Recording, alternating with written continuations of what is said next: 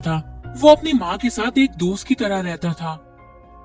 इधर साधना एकदम हॉट दिखने वाली औरत थी। वो 55 की उम्र में 35 की नजर आती थी। वो हमेशा एकदम टिप टॉप मेकअप में रहती थी। मोहल्ले के जो भी अंकल लोग साधना को देखते तो देखते ही रह जाया करते थे। मोहल्ले के सभी अंकल साधना के फैन बन गए थे। साधना भी कहाँ कम थी।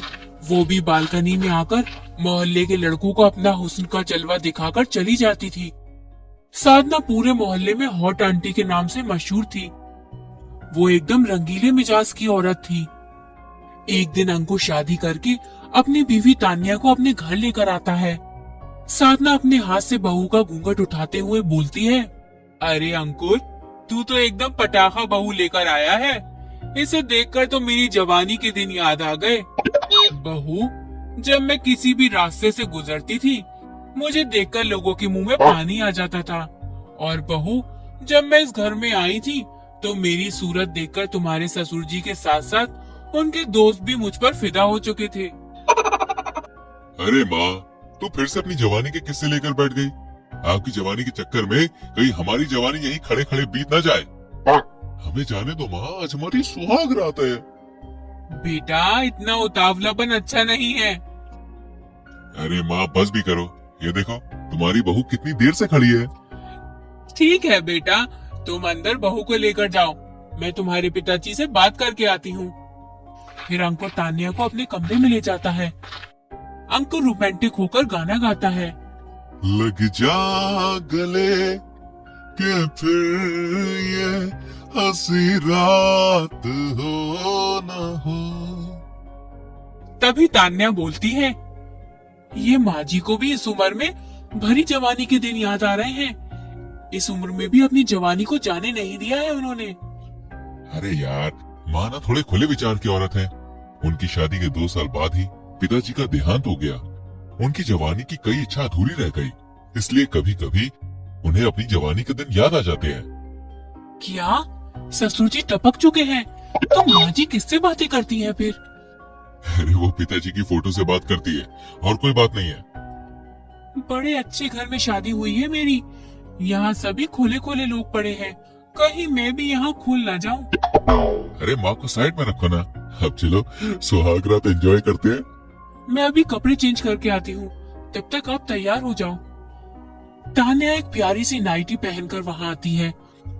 उसको देखते ही अंकुर रोमांटिक अंदाज में उसके करीब जाता है। तभी तान्या बोलती है, पहले लाइट तो बंद करो। अंकुर जैसे ही लाइट बंद करने जाता है तो खिड़की से झांकती अपनी माँ को देख लेता है और गुस्से में बोलता है, अरे माँ, तुम यहाँ क्या कर रही हो? क्या माँ कहाँ है?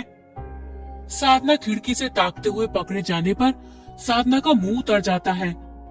वो अपने आप को बचाने के लिए कमरे में आकर बोलती है, अरे वो बेटा, तेरे पिताजी से बात करने पर उन्होंने बोला कि बहू की इस घर में पहली रात है, कहीं बहू डर न जाए। बस मैं यही देखने आई थी। हम बच्चे हैं क्या? अपना ख्याल खुद रख सकते हैं। आपकी ऐसी हरकतों से हमारी सुहागरात तो होने से रही। आपका बेटा तो ये है, पर लगता है आप चाहती नहीं कि हमारा बेटा हमारी गोद में खेले। इसलिए आप प्लीज जाइए और जाके सो जाइए। अच्छा, मैं तो तुम्हारी चिंता में यहाँ आई थी। ठीक है, मैं जाती हूँ। साधना के जाने के बाद अंकुर बोलता है, आओ जान, थोड़ा करीब आओ। अरे तुम तो चुप ही रहो। तुम्हारी माँ जरूर किसी न किसी कोने से देख रही होंगी, इसलिए मुझे अब सोने दो और तुम भी चुपचाप सो जाओ। अंकुर मिन्नतें करने लगता है, पर तान्या उसकी एक नहीं सुनती और सो जाती है। अरे यार, माँ ने तो हमारी सुहागरात की बैंड बजा के रख दी। फिर सुबह होती है। तान्या अपनी सास के लिए चाय लेकर आती है। तान्या देखती है कि साधना पड़ोसी के शर्मा जी के साथ खूब हंस कर बातें कर रही होती है। अरे साधना जी, अंकुर हनीमून पर नहीं जा रहा क्या? तुम्हें याद है ना, जब हम लोग हनीमून पर गए थे तो हमने कितनी मस्ती की थी। हाँ शर्मा जी, वो भी क्या दिन थे। ये बात सुनकर तान्या चौंक जाती है और तान्या माँ से पूछती है, क्या माँ जी आप शर्मा जी के साथ हनीमून पर गई थी? अरे नहीं बहू, वो हमारे कहने का मतलब था कि जब हम घूमने गए थे तब की बात है ये। फिर तान्या अंकुर को जगाने जाती है। अंकुर, तुम्हें सोने से फुर्सत नहीं है। वह तुम्हारी माँ शर्मा जी के साथ अपनी जवानी के दिन याद कर रही हैं।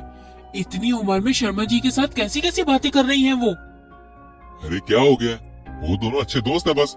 तुम भी ना बगैर बात के अपना सर खपा रही हो। अब मुझे सोने दो यार।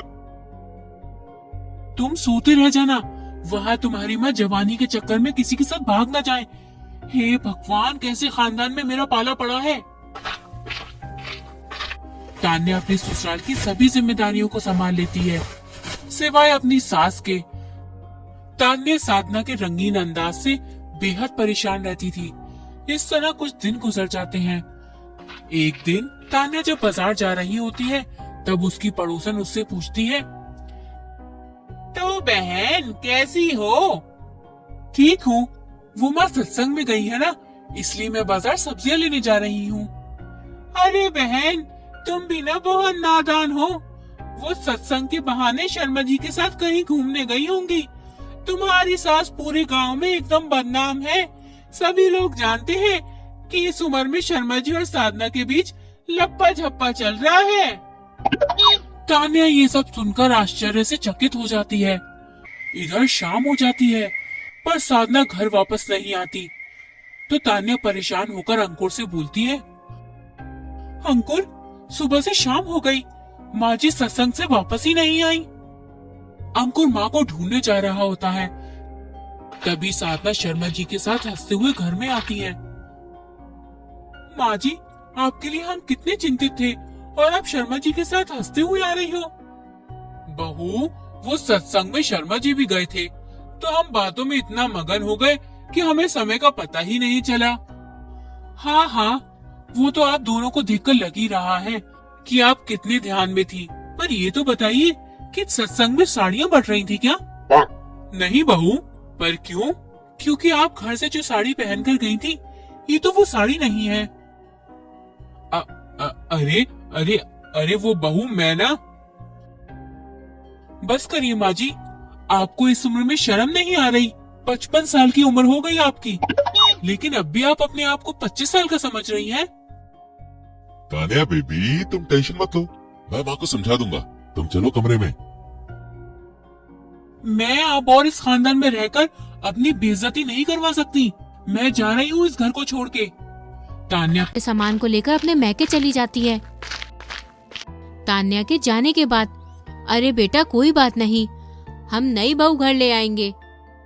अब बस करो माँ, मेरी जगह आप ही दूसरी शादी कर लो।